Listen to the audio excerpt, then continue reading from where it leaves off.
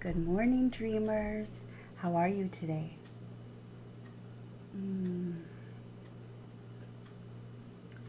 First coffee, first sip of 2022.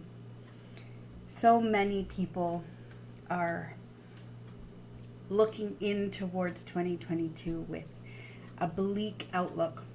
My cousin put on Facebook something yesterday that just sunk and was like, exactly.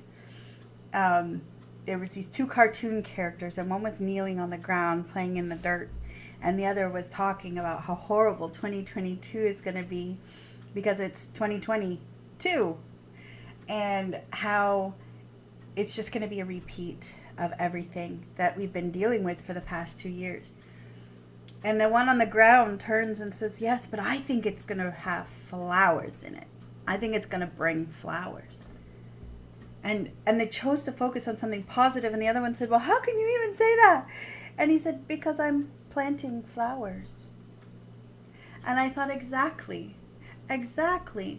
Whether I agree with you or not politically, doesn't matter. I'm going to plant peace, and I'm going to plant hope and kindness.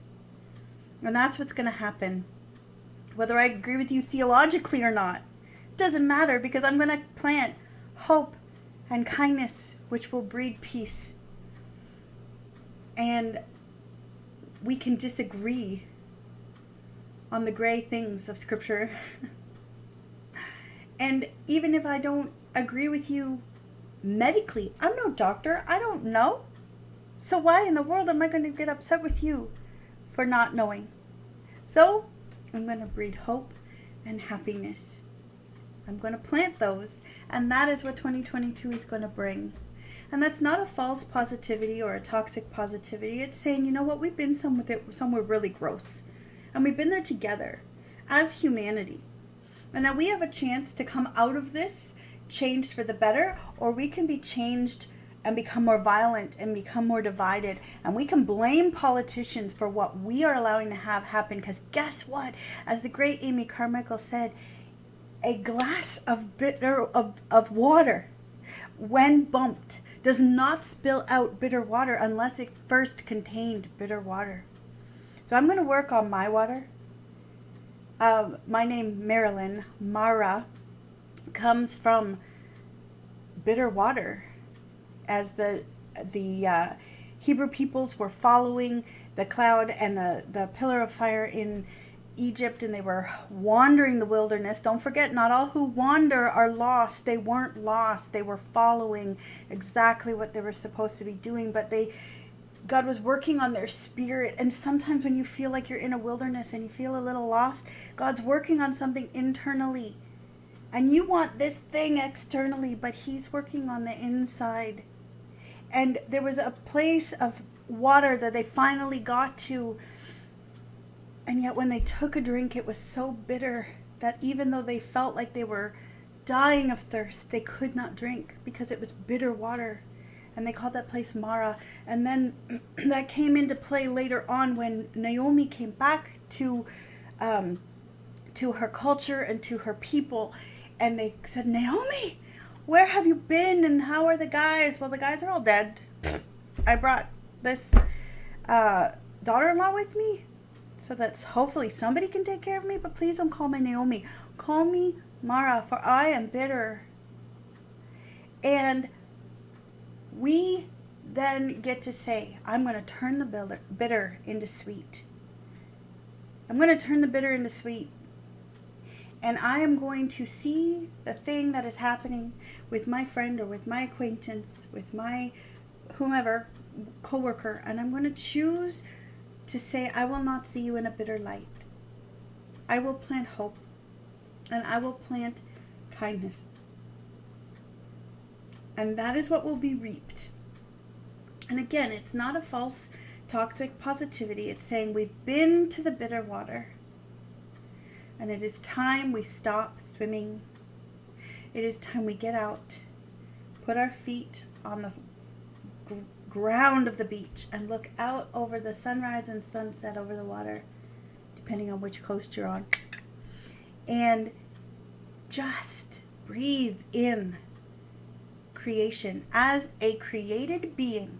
Spending time out in creation is an act of worship to the Creator. So get outside. Open those windows and start to plant. And what you reap is what you have sown. So if you are reaping bitterness, let's look at going back to planting. And what did we plant? Because yes, we do need to weed the garden. Stray weeds get in and they can choke out some things if we're not careful. You're absolutely right. It is not all the gardener or farmer's fault.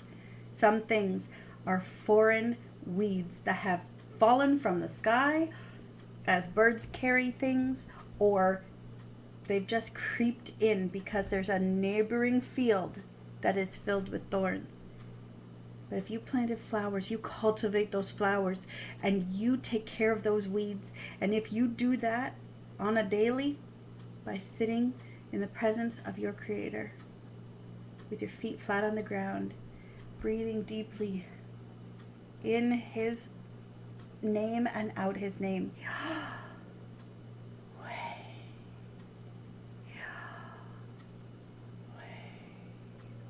Everything else fades away.